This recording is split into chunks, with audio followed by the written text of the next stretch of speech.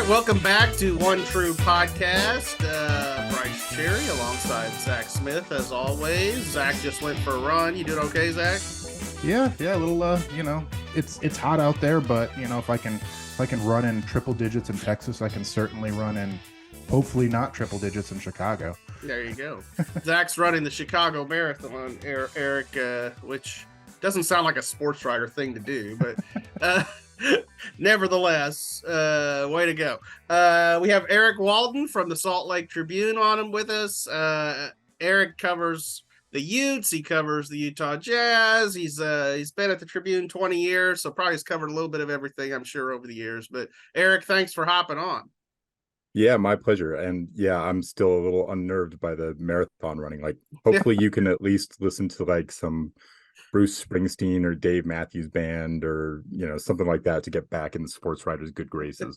That's a little too chill for during runs. I've got some EDM, some really pump up music going. So I think listening to Bruce Springsteen would just kind of He's got a song called Born to Run. I mean, come on. So there you go. I'm with you. I'll throw some like up tempo heavy metal songs your way. That'll get you going. I'll turn on Born to Run as I'm crossing the finish line and just celebrate. Maybe I'll rip off my shirt and have an American flag or something. Just go full. Yeah. Well, Zach, you'll probably be the only one running up to McLane Stadium on Saturday. Sure. Eric and I will just stroll in like a normal sports writer. But so guys, Baylor had a very surprising, perhaps inexplicable loss to Texas State on Saturday in the season opener, and that might take some of the shine off of this matchup with with Utah. But I feel like it should still be kind of a big game feel with the 12th ranked Utes coming to town on Saturday. These teams certainly look to be on different levels right now. I mean, given that Utah completely neutralized Florida, that was the first SEC team to come to Utah, which is pretty cool. So I've seen Utah listed as a 6.5 point favorite for this one. What are you guys expecting? I mean, are you thinking blowout by the Utes, or does Baylor bounce back and make at least a game out of it? Either one of you. Yeah, I guess I'll go ahead and start. Sorry, Zach. I'm not expecting a blowout, just because you look at this Utes team, and while everything that you mentioned there was true, Brice, the fact is the Utes are coming in probably playing backup quarterbacks of their own, right? Cam Rising, this is, he's been their starter the last few years, but he's still making his way back from an ACL injury. This is the first week where he's been able to face live defenses in practice, so he's really still kind of just getting acclimated. I would be, there's a theoretical chance he could be cleared to play against Baylor, but I'm kind of doubtful of that. I think they're probably going to give him a few more weeks personally. So we're going to once again see the two-headed monster of Bryson Barnes, who's kind of the prototypical, pocket drop back quarterback. And he'll be interchanged with Nate Johnson, who's really just he's kind of the change of pace guy. He's incredibly fast. It seems like he scores a rushing touchdown like every 6 or 7 touches, right? But the thing that you saw against Florida was that, really, other than that 70-yard touchdown pass they had to start the game, the offense was pretty inconsistent. The wide receiver group still isn't quite there. They're still missing their top tight end, Brant Keithy, also coming off an ACL surgery. So the defense is pretty legit, right? Against Florida, they wound up with 5 sacks, and that's with only one of their projected defensive line starters playing in the game. The other 3 were out, and that one who played only got a handful of snaps because he missed most of the previous 3 weeks of fall camp with mono, right? So they're legit on defense. I figured, especially with the way that Baylor's offensive line looked in week 1, that could be a strength for Utes. But then again, they're probably not at the point yet where they're just going to, run it up on the scoreboard themselves. Gotcha. Yeah, I would say Baylor didn't look legit in any area in game one, did they, Zach? I mean, what are you No. thinking? Yeah, I mean, I think that, I can't see a blowout, right? I have to think that Baylor responds in some way. I mean, it gives me hope. I think that at least outside of the offensive line, I think the brightest spot was just the offense in general. They got some yards. They were able to throw it around a little bit. I still think Sawyer Robertson can do that. Um, so if the offensive line takes a small step forward, I can't. I think that 6.5, 7 points is about right. Um, but I think that both of Utah's backup quarterbacks looked okay, even if they were a bit inconsistent. They looked at least they had a line to stand behind, and yeah, and then like you said before, Baylor's offensive line is just still in shambles, and with a elite defensive front that Utah has, man, it could get ugly. I don't think it will get ugly, but it definitely could. Yeah, as Eric was talking, I was like, wow, he's making some really convincing points why this could be a close game. I'm not getting suckered in. I mean, I'm definitely picking Utah to win. Nothing Baylor showed me last week convinces me that they will bounce back. Now, college football is weird. As Zach sort of alluded to, I think we had some, optimism around this Baylor team going into this season. And a lot of those players that, I think had high hopes certainly are still there. Even one of those being Sawyer Robertson. I mean, I think they're high on him. Obviously Blake Shapen to me really was probably the bright spot of game one. But Sawyer's a talented guy. Zach, you listed his like high school stats. Obviously it's a different level, Right. but he's like next level elite, high school stats among the, most historic in Texas with like, I don't know, 11,000 something yards or whatever. I mean, it was crazy, but it'll be interesting to see what he does on Saturday. He's a little different quarterback, obviously, than Shapen. He's a little stand in the pocket and sling it rather than Shapen's little kind of make things happen with his legs or just kind of free ball it kind of. So it'll be interesting to see how the offensive line holds up with kind of a different style of quarterback back there. That's a whole new wrinkle, right? And Randall alluded to it possibly being a good thing. So we'll see how that plays out, but interesting to look out for. Yeah. This game also pits two future Big 12 opponents against one another. Obviously, Utah joins the conference next season along with its former Pac-12 mates, I guess current Pac-12 mates, Arizona State, Colorado. Eric, just, from an insider's perspective, how was that move greeted by the fan base there in Salt Lake? And what can Big 12 fans kind of come to expect from this program? I mean, obviously back-to-back Rose Bowls, they're on a pretty good run. Yeah, it's been interesting times here in Salt Lake City, kind of, following this latest round of college football realignment. Really, when USC and UCLA announced last fall that they were defecting to the Big Ten, that got a lot of people nervous. Honestly, like the TV deal has been just like kind of in bad shape for years, right? Like the Pac-12 network never could figure out a way to get on direct TV. I made everyone nervous. All of a sudden, like, okay, what are we going to do? And the commissioner, George Kliavkov, is holding out. He's like, well, we're seeing what we can do. Next thing you know, they're getting jumped in line by the Big 12, securing, these media rights, and just like that, everything falls apart, right? So there were some nervous days, some nervous hours that morning when Washington and Oregon, we're supposed to be on a president's conference call and just didn't show up, right? You read the writing on the wall at that point, and I think in that moment, everyone at Utah is a little bit nervous, right? Because you got to understand the culture in Utah, where everyone is just convinced that everyone else in the nation thinks we're just like this weird denizen of like, I don't know, like Utah is almost not part of the United States, right? Like we got this perpetual chip on our shoulder. And so Utah fans were just immediately, going to, oh, we're going to be left out in the cold. We're going to be rejoining, we're going to get a bunch of Mountain West retreads filling up the Pac-12. And the next thing they're applying for Big 12 membership and getting it pretty much within 12 hours or whatever. So everyone was able to kind of lower their blood pressure a little bit. The temperature is able to come down.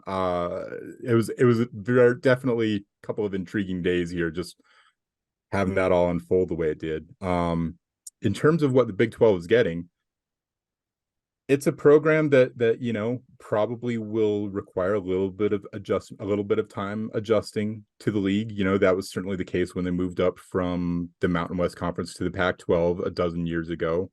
But they've got the thing that works for them is they've got a coaching staff that's been here forever, so they've got consistency, right? This is the 19th season of head coach Kyle Whittingham. He's had offensive coordinator Andy Ludwig for a bunch of seasons now. Defensive coordinator Morgan Scalley's been around for several years. So like there's real consistency. And so Whittingham knows what he wants to do. He knows how he wants to run the program. Two things you can always count on with Utah football. They're going to have a strong defense. They're going to run the ball, right? Honestly, the reason it took as long to get going in the Pac-12 as it did is because they just weren't able to put up that level of points that you're accustomed to seeing from these Pac-12 shootouts because the quarterback play wasn't quite as good. They feel like they finally have like kind of settled in terms of like recruiting the types of quarterbacks they need. But Utah football has been like an ascending program these last bunch of years. Like growing up here, I'm a native Utahn. Like when I was a kid, like Utah football was nothing. Right, like men's basketball was a thing under Rick Majerus, and Utah football was drawing 25,000. It still is not like a gigantic stadium like some of these that you see in Big 12 and Big 10 programs, SEC programs, but they have been constantly upgrading the stadium over the last half dozen years. It's up to 53,000. They've sold out. They've had a ton of sellouts in a row. They've been over capacity a bunch of games in a row. So like it's definitely kind of reaching its peak in terms of fan involvement and in terms of quality of play. As you mentioned, hard to argue with 2 straight Rose Bowl appearances. Yeah, now they'll get that Big 12 money, and that could help with some facility upgrades for sure. It was funny when you were talking about Utah, people worried about, the rest of the country thinking they're kind of their own country. Here in Texas, they'd be like, yeah, we are our own country, baby. We were our own country. They've got flags that will, will say that. But, I think they're going to fit in actually pretty well. In terms of the 4 Pac-12 teams that the Big 12 added, obviously, it makes the most sense from a geography standpoint. I mean, they're the most sort of, easternmost teams, I guess you would say. But I think, culture-wise and stuff, like, that idea of playing defense, running the football, that's kind of like heartland type football. I mean, that's old school, maybe Big 8 type football, I mean, so I think they're going to fit in well. It'll be interesting to see, I'm sure, for you guys up there, Utah and BYU as a conference game, won't it?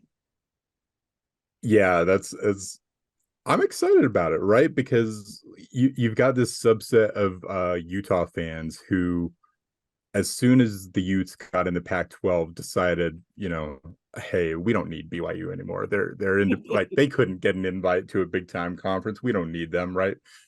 I think the vast majority of Utah and BYU fans are thrilled to have that become, an annual thing again, and them both being in the Big 12 is going to make that certainly, a lot more consistent than what it's been these last handful of years where it's been kind of on and off.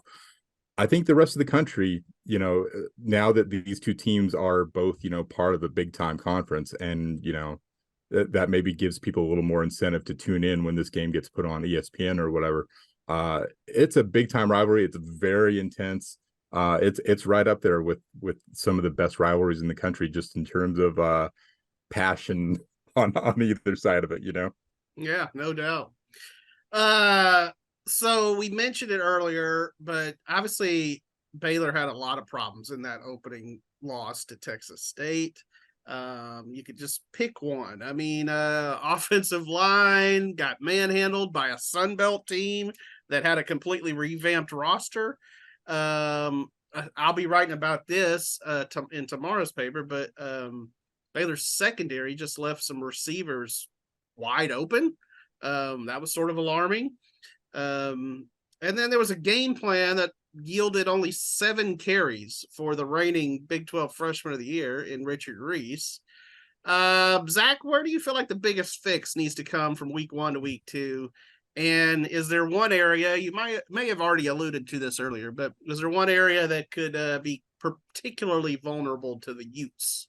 Yeah, I know I already touched on the offensive line. I feel like every press conference and availability, I'm asking about the offensive line, and I know it's not the most sexy position group, but I'll going off of that a little bit with Richard Reese and Dominic Richardson, the running backs, not kind of doing what I think Baylor wants them to do, right? Want them to do.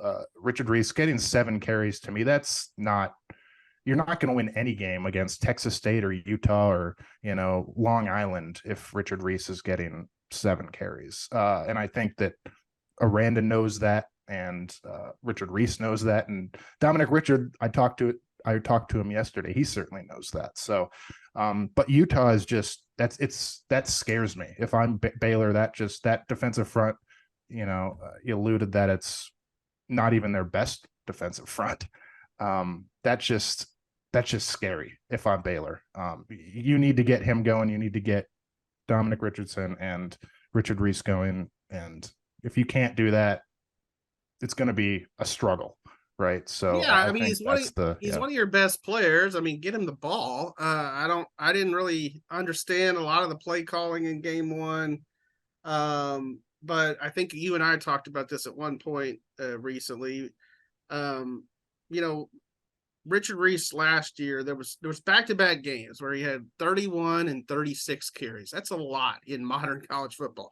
But Baylor won those games. One of them was on the road at Texas Tech on Patrick Mahomes night in Lubbock.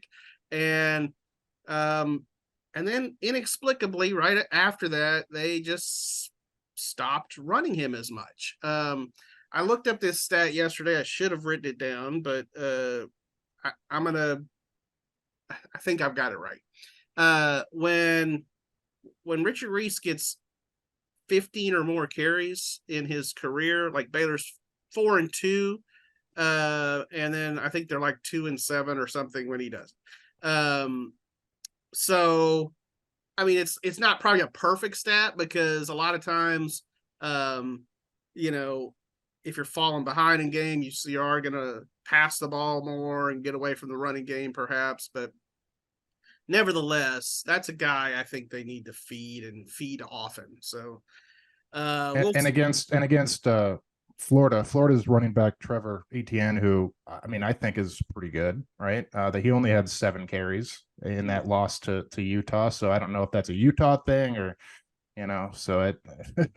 Again, didn't they? It's scary. Didn't Utah hold Eric the Gators 14 yards rushing or something like that? Yeah, something like that. 0.6 yards per carry, which partly impacted by the number of sacks they got, but still, Florida never really was able to get going on the ground against the Utes. Where Utah's defense was susceptible was against some of those long passes. They did surrender some yards through the air.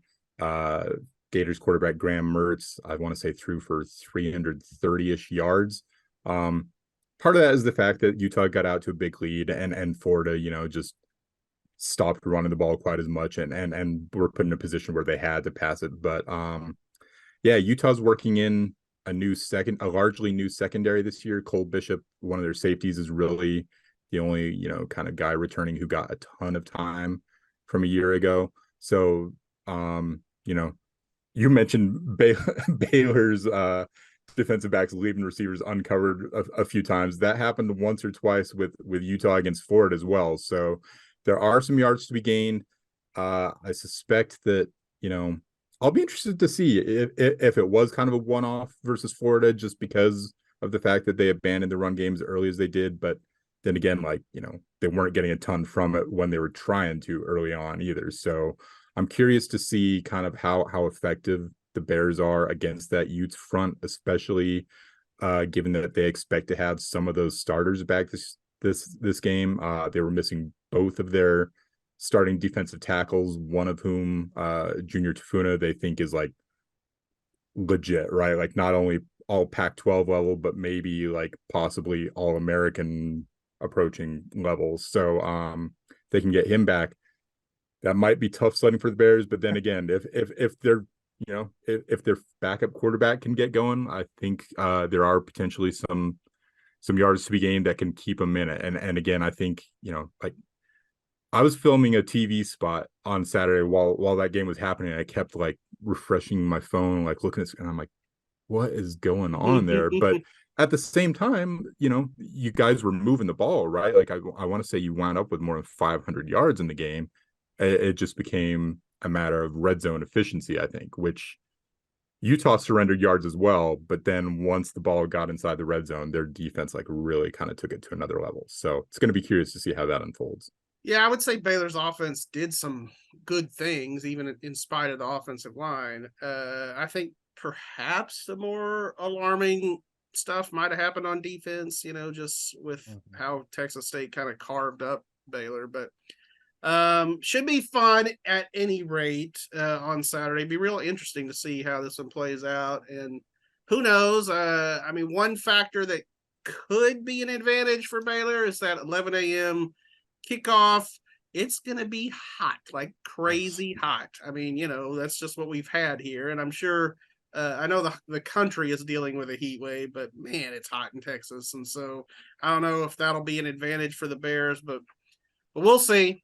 So as I mentioned, of course, these teams will be Big 12 opponents soon enough. And speaking of future conference opponents, College Game Day will be in Tuscaloosa this week for the battle between number 3 Alabama and future SEC foe Texas. Longhorns are ranked 11th. Last year, this turned out to be a close game. I would say surprisingly close, in my opinion. As the Tide survived 20-19 on a last-second field goal, or maybe 10 seconds left. So what do you guys think? Are we getting another, classic game this time around? Any chance the Longhorns can get some payback? It's tough. Alabama's tough, right? Even if they're not quintessential Alabama this year, they just have so much talent there. And then, man, they looked good last week, right? That new quarterback they've got just looked incredibly dynamic. So no disrespect to Texas, but I just, you can look at the schedule any week, right, and say is that team going to be able to keep up with Alabama? Go ahead and disrespect Texas. We don't care. So I'm certainly not an expert, but I just looking at it from afar, I'm like, man, that talent that Alabama's got is just pretty damn good. Yeah, no doubt. Zach, give me the Longhorns. I'm really? I'm all in on Texas. I think they're really good. Oh my gosh, there's a guy who lives in Austin still. Yeah, maybe there's some of that. Maybe there's some. No, I just think that Sark knows that quarterback Milroe really good. He's from Katy, near Houston. He recruited him to Alabama, and I think that I just really like this Texas team. I think that they're deep in all the right spots. Offensive line didn't necessarily play the best against Rice, but they're really good just everywhere. And I think that they stood toe to toe with Alabama last year, and I think they're gonna get over the hump this year. And yeah. Yeah, so I'm not drinking the burnt orange Kool-Aid, but I never am really. I think my phrase I've used on this podcast a lot of times is perpetually overrated. I mean that's been the Longhorns sort of MO these last several years. They're gonna have to prove it to me. And truthfully, last year, I don't want to say that was the high water mark for them losing by a point to Alabama, but it wasn't necessarily, a harbinger of things to come. I mean, they had ups and downs and they were kind of all over the place. So, give me Alabama at home. Maybe it's closer than I think, but I think that's a tough place to go win, as Eric alluded. I mean, and quarterback looked good for the Tide. So, yeah, I'm not buying the Longhorns, but we'll see. If you called it, Zach, I'll be quite impressed. So. I think I was the only one of our Trib staff to pick Duke, so there you go. I had that going for me, and I picked Florida State. So not that nice, was a huge upstate, but yeah. Well, if you start throwing out our picks, then I also picked Baylor. You're really going to show how little we know, right? I picked Baylor, yeah. So Eric, me being an NBA guy, I'll invoke I'll paraphrase that infamous rant from Rick Pitino back in the day. Vince Young is not walking through that door. That's right, baby. That's right. Vince Young is not walking through that door. Yeah, that's great. I'll just let you and Brice can talk about the Rockets now. Like, have fun with that. Well, here I'll talk about the Jazz real quick. They've had a lot of Baylor connections there in over the last, I don't know, maybe 10, 12 years. They had Epe Udo in Utah. They Dennis Lindsey, right? Is he still the GM? No, he stepped down a few years ago. There was kind of a difference of opinion with him and the new ownership group. But to your point, he was there for a while. His son Jake, who was a former Baylor player, still works in the personnel department. They drafted Jared Butler in the second round a few years ago. That didn't work out. But with the number 16 pick in this most recent draft, Keontae George, who absolutely lit up the Salt Lake City and Las Vegas summer leagues. So I'll actually be talking to y'all's men's basketball coach about Keontae just in a few hours. Nice. Kind of get the scoop there. So Scott's a great interview, great guy. He is exactly what you see. I mean, he's just bubbly all the time. I'll say this: first time I saw Keontae George, and I'm a basketball guy, I said, holy crap, that's an NBA player. I mean, he has the talent. I think he still has a lot to work on, especially probably defensively. But yeah, he's going to be good, I think. So, anyway, there's a little basketball talk here on the podcast for you. So we like that. And Eric, a lot of times we do this for guys that are coming from out of town. I'll give you a couple food recommendations if you like while you're in Waco. I mean, if you like, there's a really good like deli sandwiches called schmaltz's. That's really good stuff. If you want barbecue, we got lots of good barbecue, but I would say like VTEX is kind of the place near campus. They have something called a gut pack, which is like a Frito pie on steroids. That just sounds intimidating. Yeah, it's it'll wreck you for the day, that's for sure. Plenty of good Mexican food. That's like you hear in Texas, there's a church on every corner. Well, there's a Mexican food restaurant at every corner too. So those are a few, but yeah, you'll eat well here. So, and we'll look forward to seeing you in the press box on Saturday. Excellent. Yeah, I'm looking forward to it. And yeah, thank you for the recommendations. Always looking for great spots to eat when I'm on the road. So yeah, looking forward to seeing you guys, and thanks for having me on. Yeah. So check out Eric on Twitter and on us on the Salt Lake Trib, and I will be looking for that story on Keontae George. That'll be good. So awesome. Appreciate you guys. See you on Saturday.